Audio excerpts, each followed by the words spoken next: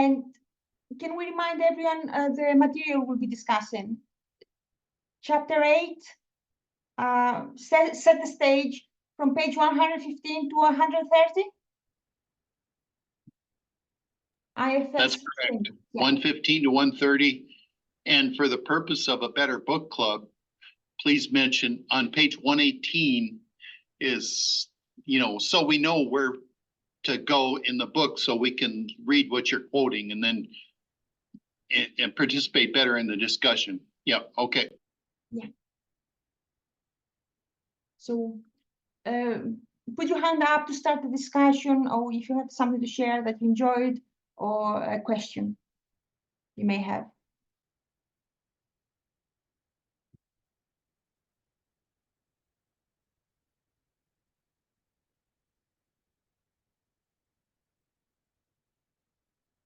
Okay. Is you, Mark, first? I'm gonna check the. Is it you?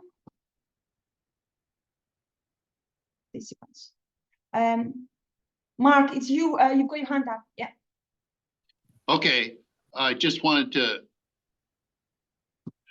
start with the first paragraph and to put it into context just to help. So it's not really a question, but it says, this is the part of the book that's the second major portion of the book. In this and the next two chapters, chapter 9 and 10, so chapters 8, 9, and 10, I focus on the first portion of therapy. And it's the idea that the protectors are calling the shots during the first portion of therapy. So that makes it sound like, yeah, the protectors are the focus, they're calling the shots, and eventually we'll want to become self-led, and the protectors are going to step back, and we're not going to always be blended with protectors, and a new thing is going to emerge. So that's the context that I just think is helpful to start with. And so it's not a question, but that's all I have to say about that. Yeah, thank you. Natasha?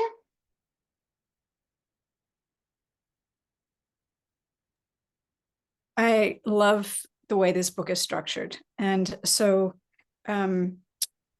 my favorite part of the chapter so far is about not taking sides. So on page 117, at the bottom where the client shames themselves, Almira says, "Look how fat I am, can you tell?" And the therapist says, "You have a part who criticizes you in front of me and then invites me to comment. Let's think about my options here." I love how she just stops it and like names the dilemma that the client puts before her. And she says, "What would it be like for you if I contradicted this critic and said, 'No, you're not fat. I think you're phony.'" So then anything else? I love how she asks anything else, because there might be more and it might be really important. And then she says, "I think you're trying to be nice, but it's pointless." So this is just such really juicy, answers from her parts, from Almira's parts. More? No. So then she goes from, what does this part think to what does this part feel? And what would you feel? Sad. Okay, let's think about some other options. So like she's got that option kind of covered with thoughts and feelings. If I said nothing, what would you hear inside? So she's switching it to what would that part say to you? I just love it. So this is the top of page 118. Almira, she thinks you're disgusting. Why do you go fishing for reassurance when you know it's true? So that's the parts talk. That's what it would say. And, it's so judgmental. And like, why would you go fishing for reassurance? Like naming what her behavior is doing and shaming it. So it's a nice example. And then again, that eliciting more. Anything else? And then she says, "At least this therapist is honest." And anything else? you know, until they say no, you keep on asking anything else. So 2 things. You could kill yourself now. Whoa, this part is suicidal. And maybe you should try a new therapist. Yeah. As a therapist, I would really favor you finding a new therapist if they don't handle that whole way that a person is shaming themselves. So then she goes on to, she's elicited the thoughts, she goes on to elicit the feelings. What would you feel? Confused. Okay, so other options. Let's see. Now she's gone from reassure to silent to the other extreme, sorry. What if I agreed that you're fat? I'd feel betrayed, get really mad, and I wouldn't want to come next week. And I'd probably go on a really strict diet. And so the therapist answers, see, there are lots of parts. And so she's just observing that there's more than one thought and feeling going on in the answer. If I agreed that you were fat.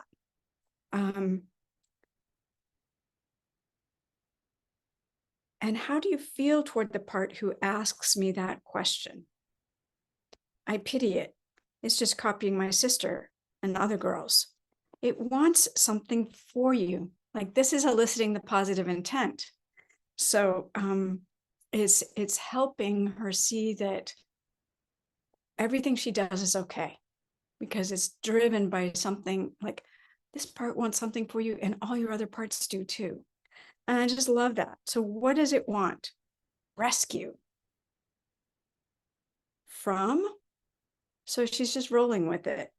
Criticizing myself, I guess. Does it work? No. And then her, like, she's done the possibilities and now she's offering a way out of this dilemma. We could talk to the critic directly though. Want to do that? I guess we better. I just love how she, you know, deals with that dilemma. There's a bunch of stuff that I love. Just some of the examples in here are just so good. Are you complete? Yeah. Yeah, I would just to comment on the same. It is, the vignettes are amazing. So what I'm getting is the client tells the story, she puts it into like a parse language, and then she does a U-turn. She gives scenarios, you know, scenario after scenario. What about if I said this or that or that? And does a U-turn. What's happening inside? Yeah. Yeah. And it says, let's work with the part. But I just underlined and like starred in so many places. Yeah. Just love Yeah, it. me too, me too. And in the following vignette is similar. The client shames someone else, calls a classmate like stupid. And it's like, what's going on? And when she does, she helps the client, Eric, page again, 118. She helps the client do the U-turn. There is a kid there that has been shamed by the father and the brother. So yeah. Thank you. And I'm complete. And Maya next. Yeah, page 117 was also my highlighted page. Thank you, Natasha, for bringing it up. I was so struck by the fact that it's all about options in the example, and also sort of going through what options a person in the therapy position would have, because when somebody tries to recruit you to be, you know, to respond to this criticism and this shaming, she lists the 3 sort of overall options that people have to say, oh no, you're not fat, or oh yes, you're really fat, or just not say anything. And by going through it this way, what would happen? How would you feel if I chose this option? The parts share about themselves, and she also avoids going into the trap, so to speak, of picking one of those and just getting into a conflict with the other parts that would feel horrible ways if she did, you know? So it's like she's actually, the person describes that the therapist gives themselves a fourth option, which is going through this impossible option situation, just going through, like, actually sending the message that I realize that your parts attempted to put me in a position that would be every way is a fail, but we just go over the fail situations. We just break them down. We turn them into getting to know your parts, and I think that's brilliant. You know. Yeah. So that stood out for me, because it's also being protective towards the person in the therapist situation, because it's a kind of attempt to sort of incorporate the therapist in the inner dialogue of the client, but the therapist has to say there's a fourth way. There's another way than playing the game you're already playing in your head, so to speak, among these different parts. And I know it's not a game, but you know, the dynamics of the inner system that is already there. The therapist's move is to provide a different alternative, and I love that. And I was complete there. Thank you. And I have a question here, because I'm being put, we all put in on the spot. Do you think I'm stupid? Do I look fat? I do it to others. Can we respond? How do we respond in our everyday interactions? I get it in a therapy setting where you can explore the different options, but I'm interested. What would I say to someone? Do you think I'm stupid? And I'm like, okay. Or do you think I'm fat? And I'm, what about if I told you this? How would that feel? What about if I told you that? I might try some of it. And I wonder what your thoughts are about that in our everyday interactions. Would that work at all?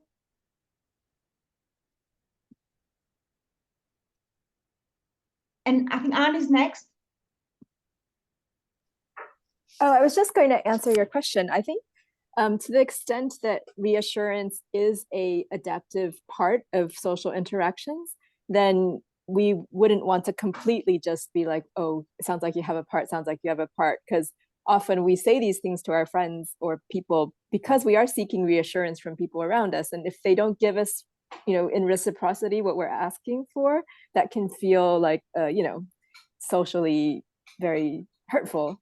So I think the context matters a lot. And of course, reassurance isn't always the best thing, even in a social context, but it is part of, normal social interaction as well. So I think, yeah. Great, thank you. Yeah, Mike is next. Well,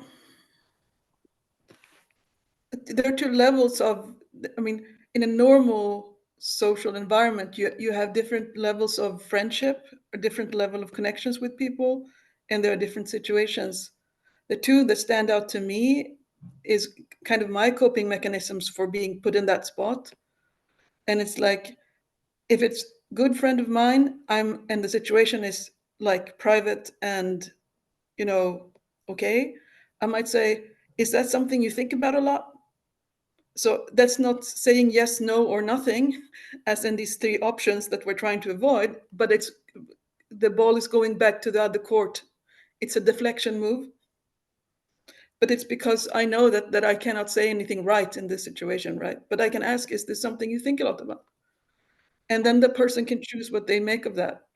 And the other situation is more maybe if you're in a acquaintance situation, and if you're in more like superficial situation, I may make a joke and make like a humorous deflection, like say something that is culturally normal within my culture, and it would still be the same type of move.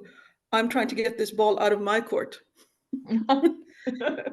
Because we don't have a therapeutic connection, and I can't go to these lengths and invite the other person to be this personal with me, because there's no contract, there's no spoken idea that I can dig into your whys, And to be honest, I think it's a socially kind of aggressive move to make to somebody in your everyday life, because it puts a person on the spot, and sort of recruits them into yes, no, nothing, which is an impossible situation. So that's why I deflect, because I don't think it's a fair situation. And no matter what I say it wrong, right? But I'm not saying that that's good. I'm just saying that's what I do. Thank you. Thank you. Marlene? Hi. Well, I think I do it all wrong because when I encounter that situation with friends or acquaintances, I just say to them, "Oh my God, you're so beautiful. Are you kidding me?" And I give them a big hug, and I tell them how much style they have and how great they are and how fun they're to be around and how well they take care of themselves. I just hate the standards of beauty that the culture pushes at a very young age for young girls to be so, I don't know, made up and artificial. And they don't do that to boys. It's not fair. So I stand up for women of all shapes and sizes, just because that's my shtick. But yeah, this is a very interesting way of handling it. And that is much more difficult for me to do it in the way of IFS, which is really much better. Because if I say you're beautiful to you and you don't believe it, it's not very helpful. It might even be harmful because it's a denial of where you're at. And I feel compassionate for a person who has that body shaming. Thank you. That's all I have. Thank you, Marlene. And I just wanted to add to what I said earlier, which is that I think typically what I do is I'll say the reassuring thing from my perspective. I'll say like, "Oh no, I'm so sorry you feel that way, because from my view, you look so radiant and you take great care of yourself and all these things." And I'll point to how they do uphold those values from the way I see it. But then I'll be quickly say, "Oh, but I'm so sorry you feel that way, and I'm wondering why you're feeling that way." And then just so in that sense, you can give some positive warmth, which I think is really valuable. I think just showing how much warmth you have toward them is really valuable thing. And sometimes in therapy, that's not the appropriate thing. And that is something we do give our friends and loved ones or even casual acquaintances. And then we can follow up quickly with "Oh, but I'm so sorry you have this other view, what how are you feeling about that?" And then just invite them if they want to explore that. And if it's a good friend, then I can just say, "Oh yeah, I'm so sorry you feel that way. Do you want to talk about why you're thinking that?" brilliant. Thank you, Hannah.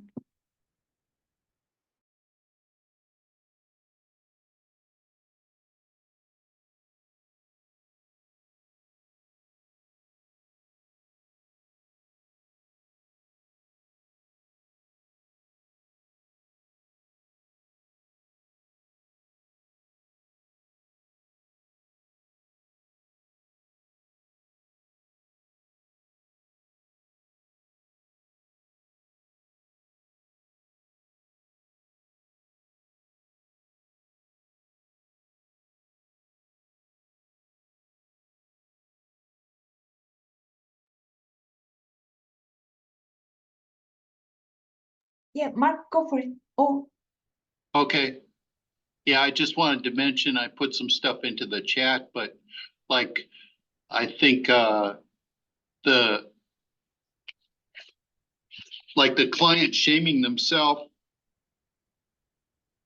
like the key word there I was pointing out is the client. So I agree with the idea that with just a casual acquaintance, a coworker, a family member, a friend, you're not their therapist and they're not your client. So, but in this context, I think she's talking about that. And then the major heading for page 117 is this whole section is going to be listen for shaming, shamefulness, and guilt from the beginning of keyword therapy. And then the first sentence of that whole section is as the client speaks. So I think it's great advice and talking about, yeah, you don't be doing this with a friend or a coworker. It's got to be in a different context than somebody says, I feel fat, and you just say, okay, let's, yeah, I thought that was a good discussion, but I just wanted to point out, in defense of Martha Sweezy, she's talking about the client in a therapeutic relationship where you're an IFS therapist and someone wants help from you and has agreed to be there, is trying out to be a client with you. So that's all. Yeah, thanks. And I had kind of more general question relating to IFS therapy progression. Is that okay? It kind of covers all chapters. yeah, go for it. Yeah. I'm just wondering, like with maladaptive guilt, I think it can happen later in life if you have a stressful situation. Let's say someone gets really stressed at work, and then, or they get an injury and then they start drinking too much, or having some addictive behaviors in response to a later life stress. And then they'd have a polarized part that's like fighting against it, and they can get into a real bind. But I guess in that case, to me it's not obvious they have an exile per se that's hurt, right? Because if let's imagine they did have a very loving, unshaming, unguilty childhood until this later life event, just still we don't respond perfectly even if we have a very unusually solid upbringing. So in that case, would you guys think that there's still an exile, or would it really be about just kind of having the protectors that are polarized and helping them kind of equalize and get more harmony with each other? Because I know a lot of times, of course, addictions come from inner shame and something deep, but I think it can come from just a difficulty later in life, right? Just it still can get unbalanced from a really stressful situation. And in that case, would there be an exile to heal, or would it be more just, okay, the protectors have gotten polarized because of just being human and having difficulty and having a difficult spot in life? Amy, do you answer? In my experience, when you have a maladaptive response to something in present day, there's always an exile at the root of it, or there's some kind of legacy burden or something going on. But those are not healthy responses in a healthy system.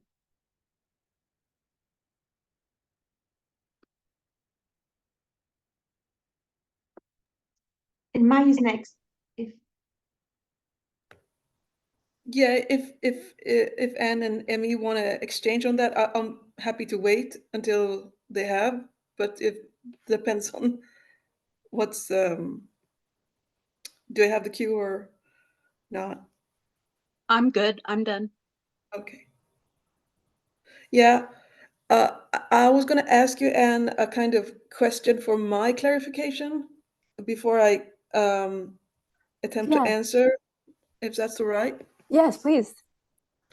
Yeah, so the distinction you make is a later life event contra an early life event. And you propose a situation where the person's upbringing has been, on average, very solid and sort of nurturing and not a lot of sort of shaming. But then there's an acute shaming event later in life. Is that correct? I guess not shame, but guilt, because they're imbalanced. They've just started. The stressfulness of life has caused them to have unbalanced strategies. So not shame, which I think maybe is more an identity thing that would come earlier in life, but I think you can still have maladaptive guilt if you just kind of fall into. Okay. Yeah. Thank you. Now I understand better.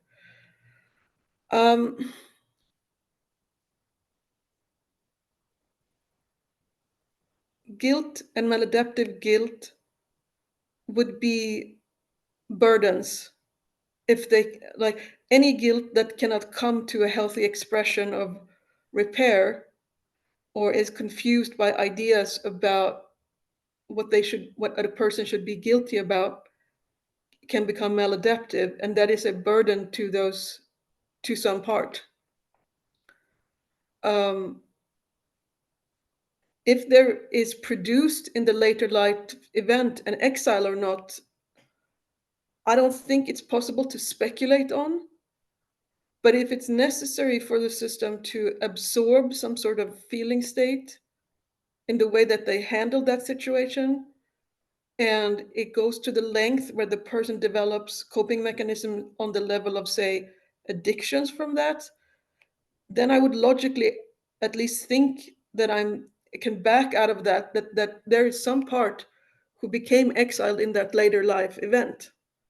Otherwise, these other parts would, like the addictive part or the inner critic or inner guilt or whatever, would not have to be so strongly positioned or so active. But hey, that's extrapolating from what's known. It could also be that there are configuration of this that are not known, and one can be what you described, that there is no exile, there are only burden protectors. So my answer to your question is I don't know. And I like your question.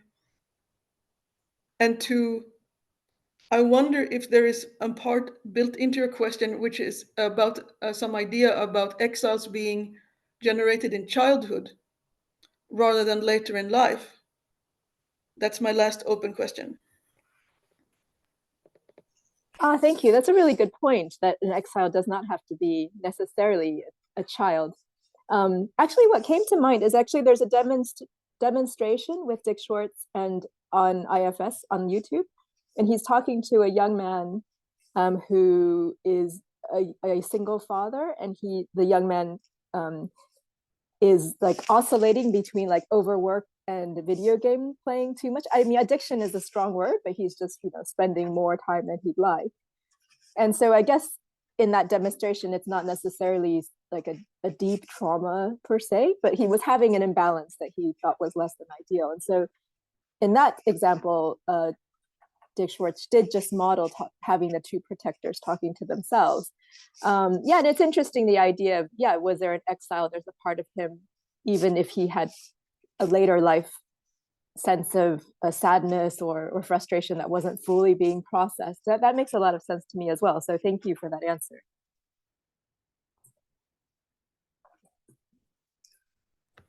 You're welcome.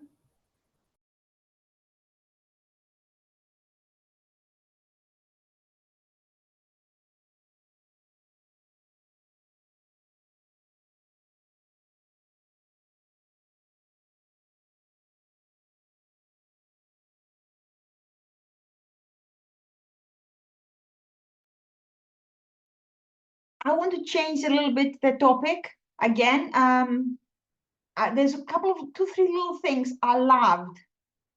One, page 123, and there's a vignette here, and the Mina, she's depressed, and the therapist asks, "What color do you associate with kindness?" And Mina says, "Greeny blue." And therapist, "Put some greeny blue light in the palm of your hand and bring it to your stomach, where that depressed feeling is, or the anxious feeling actually. Now ask the anxiety not to overwhelm you in exchange for you paying attention." So this, because I do hypnosis, and this reminded me of hypnosis, giving the kindness a color and putting that as a light, colored light, and then bringing the hand to the part of the body. It's a bit somatic, it's a bit hypnotic, and I quite like that. It's a very quick little tool. And this, I'm gonna move on to another quickly, like a couple of pages after that. I loved this, the word work. Oh wow. Because I have like clients, then they say, "Oh my God, it's hard work." And now I know it's not hard work. The protectors work hard. We will explore them. We will do the inquiry. And there's so many different words to use because IFS is not about hard work, it's about an exploration. So that's my 2 bits. Amy? Yeah, I highlighted those as well. I loved the idea of giving a color to kindness and having the client choose what they associated it with. I think that's really important because people will often be like, okay, what is this officially associated with, you know, according to whatever system, but going by the client system is really fantastic. I did make note for myself though, the sentence, now ask the anxiety not to overwhelm you in exchange for you paying attention. And had a part like, oh, you're paying me off now?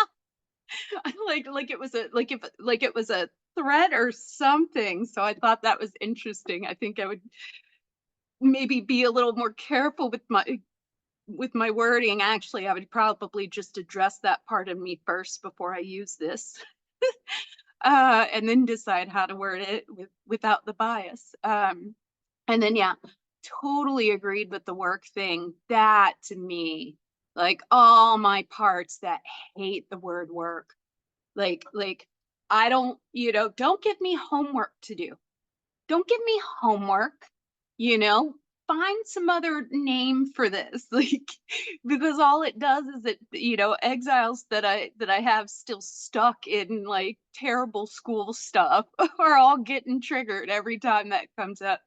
So I love how she just rephrases it using a different word, like explore, the other ones that she used, and I like that's beautiful and I love it. So yeah.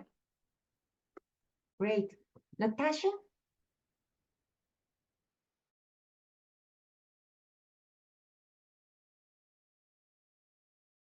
I can't hear you, Natasha. I had the same question about negotiating in exchange for, because I've read elsewhere we don't negotiate with parts, and so would it be okay to turn down the overwhelm? Is something that I'm familiar with, and oh my gosh, sorry, I thought I was going to sneeze and it didn't come. So would it be okay to kind of dial down the overwhelm? Would it be okay to go a little further and check, ask the part for permission, because we want consent before we go forward. But this sort of in exchange, I'm really not sure about. In exchange for you paying attention, like, so that we can pay attention and not have it blow our fuses, might be how I word it.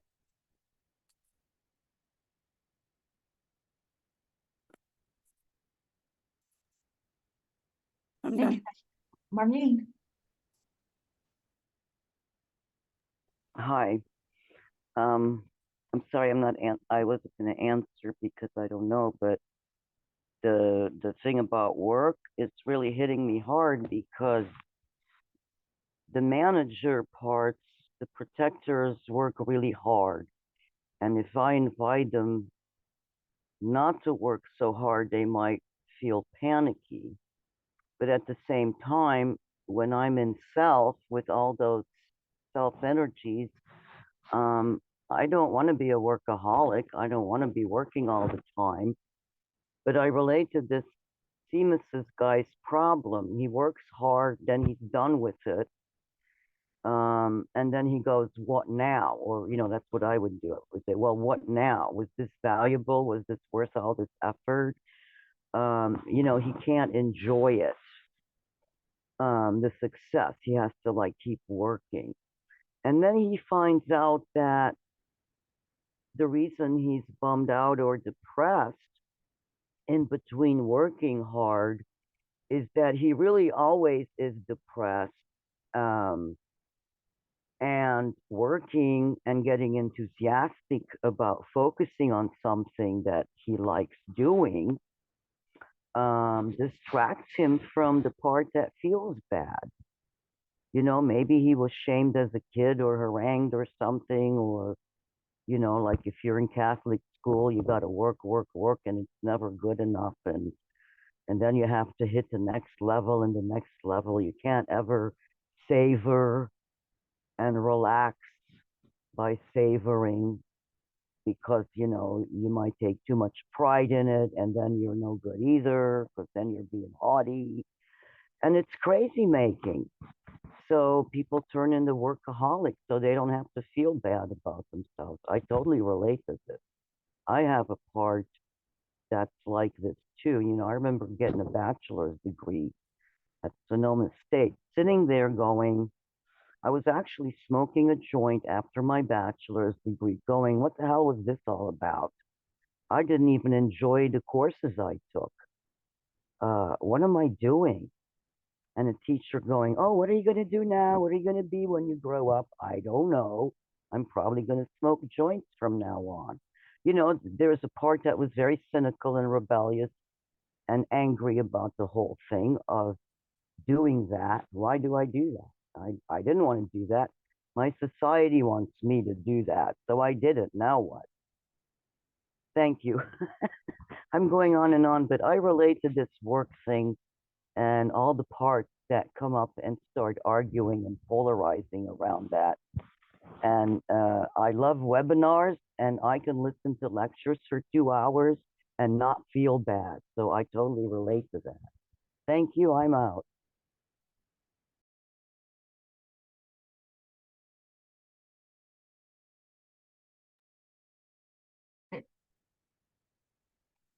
Amy, you go next. Thank you, Marlene. Yeah. Amy, you go next. Oh, so next is now? Yeah, you next. Okay, I don't think it'll be a long discussion between people, maybe just one or two agreeing. On page 120, I just have a part that really wants to point this out. It says, Gemma, I got invited to a birthday party by a couple people I don't know very well. Therapist, are you going? Gemma, it was last weekend. I didn't go. Pause. I can't go to parties. I disapparate and become, you know, like atoms, not a body or a person. It takes days to recover. And then in brackets it says, to disapparate, a concept that the Harry Potter generation understands, is to magically disappear. And my part wants to point out that the word is actually apparate. Not disapparate, it's apparate. And so I just wanted to speak for my little part there.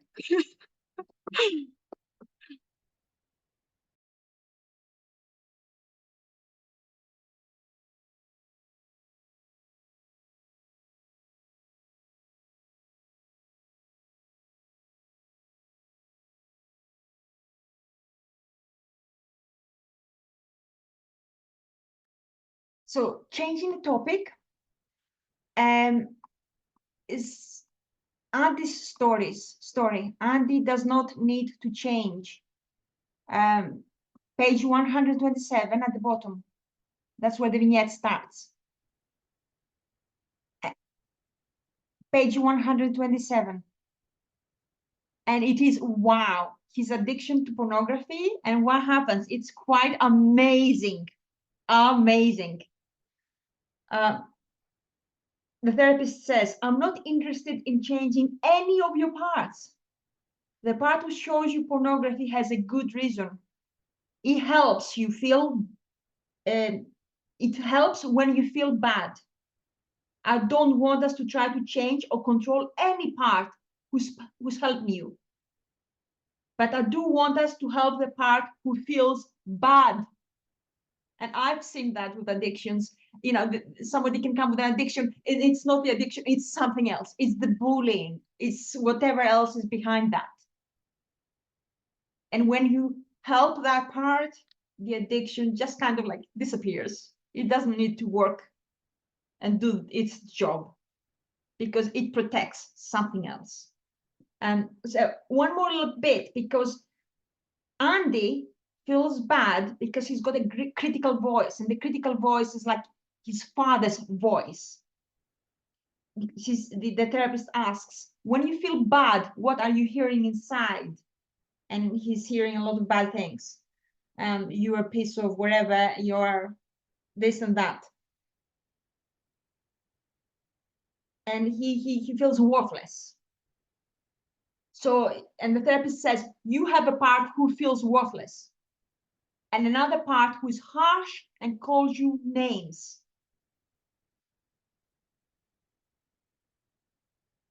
Okay, so the part that calls him names, Andy says, this part says he cannot change. He wants to continue calling me names. And the therapist says, okay, we are not going to ask him to change. The father part, yeah? And the therapist says, that father part who's so critical towards you is a good guy. Like the pornography part. He's just trying to help. This is, wow, it flips everything on its head. You know, this kind of perspective that our parts want the best for us. And it's about trying to understand what's going on in our system. And I'm complete after sharing all that. I don't know if, you know, did any of that resonate with you guys? Yeah. Thank you. Marie, next. Hi there. Thank you for pointing this out. I know in addiction, I do workshops on addiction, and when I work with people, addiction is an attempt to meet a need. And I notice myself, speaking as an addict myself, myism is I separate myself. So I'm separating myself, but I don't know why, I don't know how. You tell me I have protectors. I read this, I know I'm shaming, I'm constantly giving myself all of this. But if you tell me I need to change, yeah, I need the courage. I don't want that. I've been relying on this addiction for so damn long. I'm not going to change. I'm not going to modify, alter, make different, especially not immediately. So I love when she said, she gives all these words for work. I'd like to add one more, consider. And asking permission to consider is so refreshing, because no matter what part I have, it will consider that my behavior is an attempt to meet a need. So if I feel ashamed and if I feel interrupted, discarded, manipulated, abandoned, I'm not really feeling. I'm learning that I'm judging. What can I really be feeling if I feel so abandoned, which is spurring this addiction to whatever, food, work, sex. I could be feeling lonely, you know, hurt, sad, scared, and that exile, that is something that's going to shake her shoes, you know? And then could she consider that that's what I could be feeling? Because my first thought, I know my protectors and my people I work with protectors, is I feel blank, and it's a judgment. I'm finding it's a judgment. So I love the way Sweezy, you know, clarifies this and gives you all these different words, and it's so much lighter depending on the exile that I am talking to, or the protector I'm talking to. And it's usually the big ass protector at the front door, big guy, big bouncer in a nightclub, you know, that kind of thing. That's what I have. What could she, or sometimes my protector could be a he. My father died very young. Could she be needing that little exile? And it's hard. She could be needing, if she's feeling lonely, hurt, scared, sad, she could be needing belonging, support, caring, and connection, like Schwartz talks about, the C's. And yeah, this is awesome. Thank you for letting me be here. Thank you, Marty. Thank And I you pass. thank you for your vulnerable share. Anne? I was wondering, so she says she's not asking it to change, And then that's very reassuring. And then she does ask them to, technically she is asking them to change a little bit, right? So I guess it's the word change, as in we're not asking them to fundamentally change. And then slowly, after reframing it, she does ask for a change, right? Like, so is that how it works? As in just, we're not changing something fundamental. I'll show you fundamentally what they want. And then, okay, that's wonderful. That doesn't need to change. Nothing needs to change. It's just a little bit surface readjustment. Is that kind of the strategy?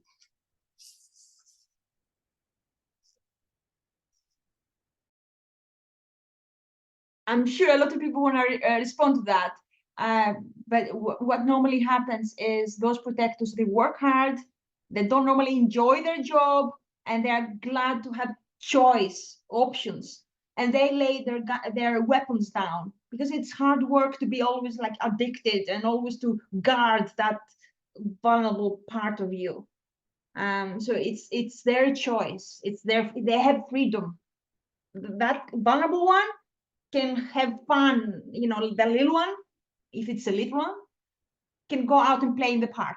So the protector does not have to be there to try to escape from that pain. So he can choose. Yeah, thank you. Natasha? We can't hear you. I don't know that they're being asked to change as much as do something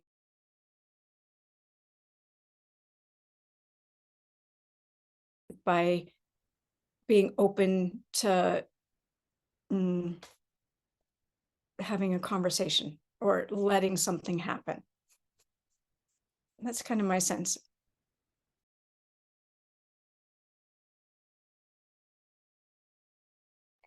Yeah, having a conversation and getting the help from the self. Yeah, the self to part connection, so there's not that kind of like isolation. I don't know if anyone else wants to comment on that. Or is that okay, the responses, Anne? Yeah, that's great. Thank you. Makes a lot of sense. Yeah. We are coming to like the end of our recorded portion of our meeting. Is that okay for me to stop? Yeah, Mark?